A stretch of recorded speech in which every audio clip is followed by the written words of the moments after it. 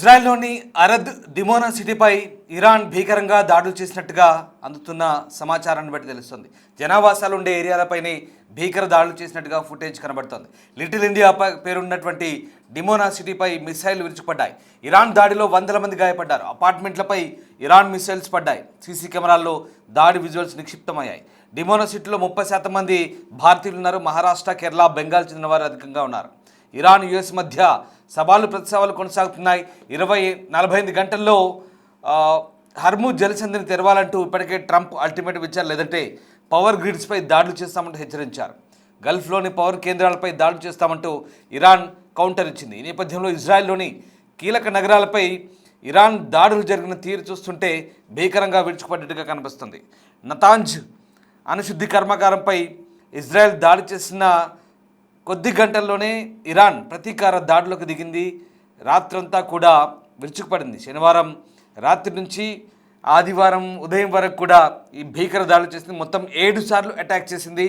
ఈ భీకర దాడులలో hypersonic missiles కూడా వాడినట్టు తెలుస్తుంది. అయితే ఇక్కడ అరద్ అలాగే డిమోనా నగరాలపై పడ్డటువంటి మిసైల్ని అడ్డుకోవడంలో ఇజ్రాయెల్ ఎయిర్ డిఫెన్స్ సిస్టమ్స్ పూర్తిగా వైఫల్యం చెందినట్టుగా కనిపిస్తోంది. దీనిపై ప్రధాని బెంజమిన్ నెతన్యాహు ఆరా తీశారు, దర్యాప్తుకు ఆదేశించారు.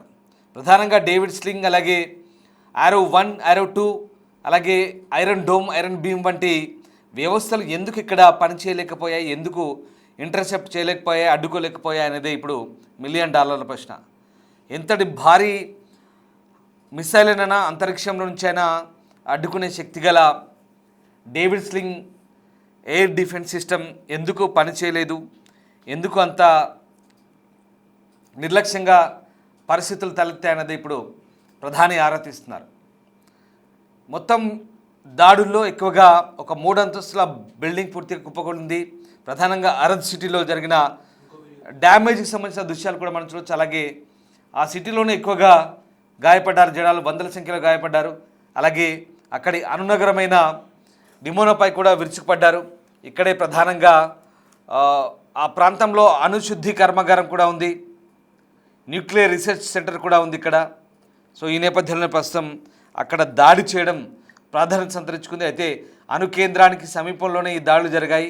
అయితే అక్కడ అణు కేంద్రానికి ఎలాంటి ముప్పు వాటిల్లలేదని, రేడియేషన్ లీకేజ్ లాంటి సమస్య లేదంటూ ఇజ్రాయెల్ అధికారులు చెప్తున్నారు. ఇదిగో ఒక సీసీటీవీ ఫుటేజ్ మనం చూడవచ్చు. ఒక వృద్ధురాలు అక్కడ తన అపార్ట్మెంట్లో కూర్చొని ఏదో పనిలో ఉన్నప్పుడు అక్కడ మిసైల్స్ దాడితో వెంటనే ఆమె భయంతో వణికిపోతూ అక్కడి నుంచి వెళ్ళిపోతుంది చూడొచ్చు.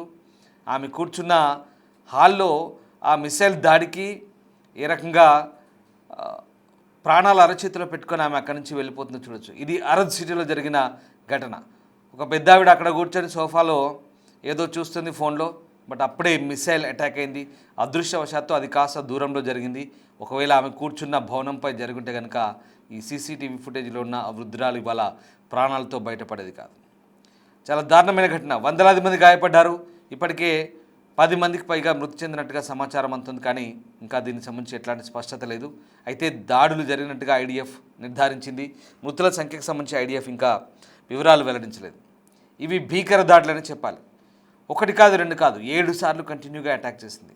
అన్నీ కూడా హైపర్సోనిక్ మిసైల్సే.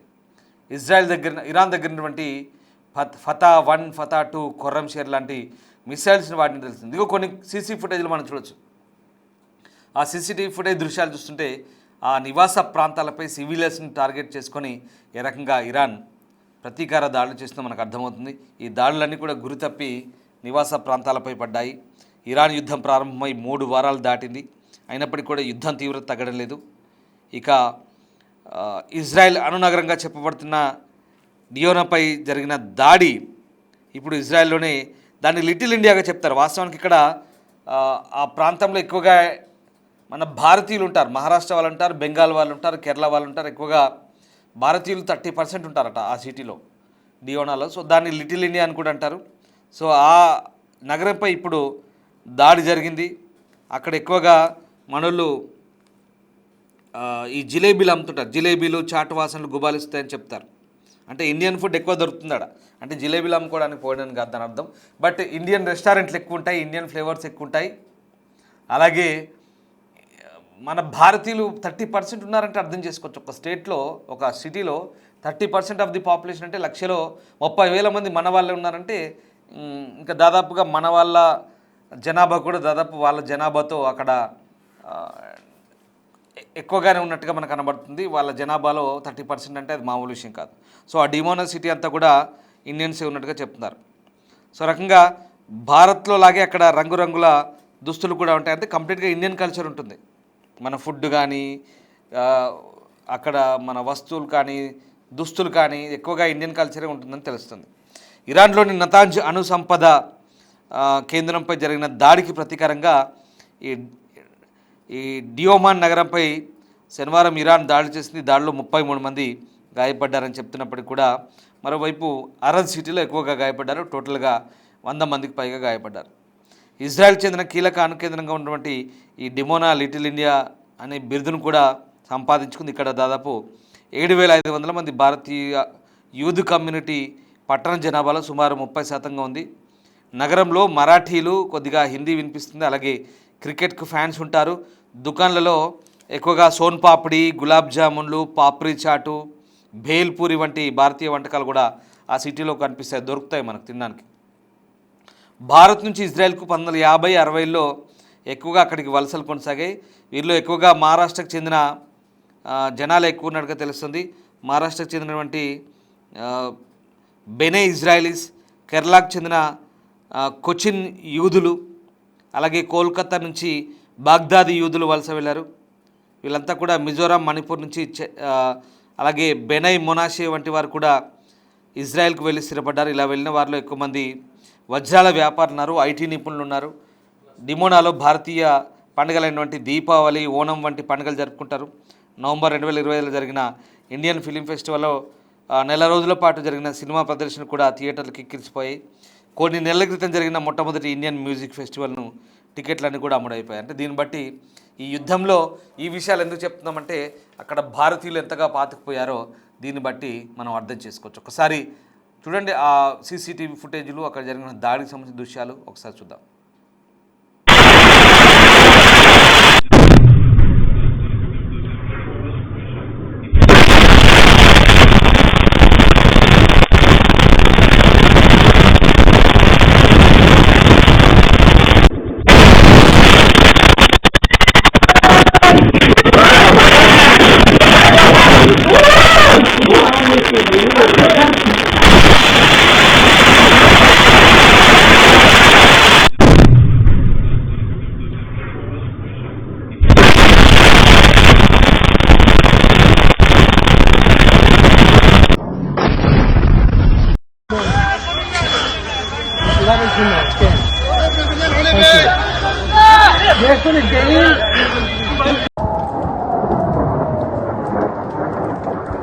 Whoa.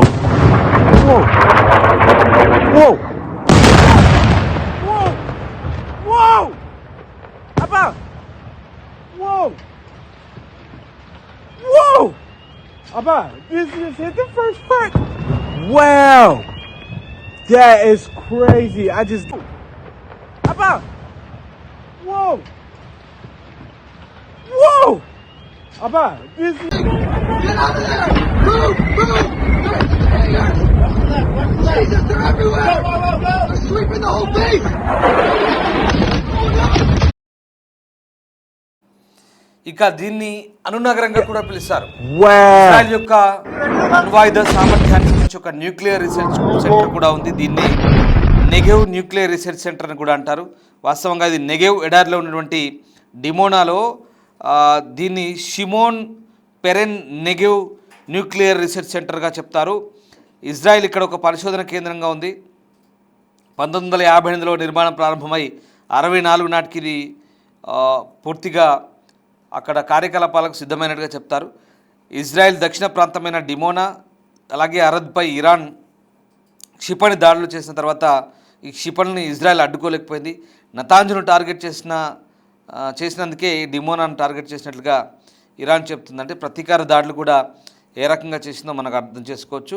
సో ఆ రకంగా డిమోనా సిటీపై అలాగే అరద్ సిటీపై దక్షిణ ఇజ్రాయెల్లో ఉన్నటువంటి ఈ ప్రాంతాలపై దాడి చేయడం ద్వారా ఇరాన్ ఒకసారిగా తన ఉనికిని చాటుకున్నట్టుగా మనకు అర్థమవుతుంది.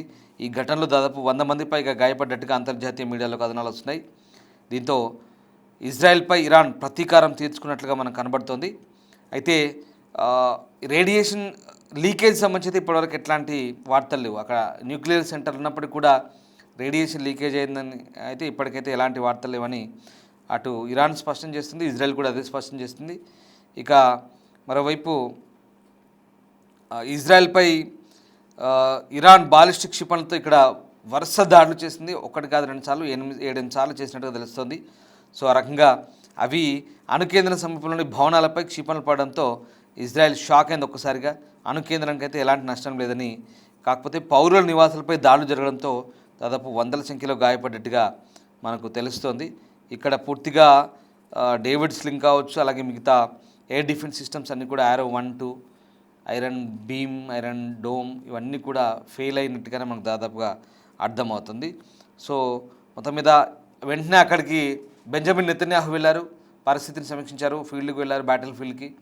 అక్కడ సహాయక చర్యలను పర్యవేక్షించారు, రెస్క్యూ చేయమని తొందరగా అధికారులను ఆదేశించారు.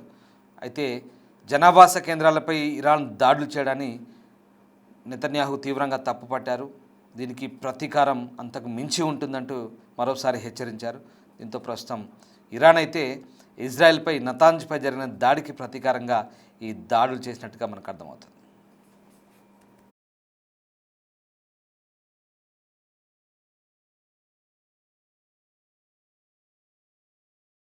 Get out of there! Move! Move! Jesus, they're everywhere! They're sweeping the whole base!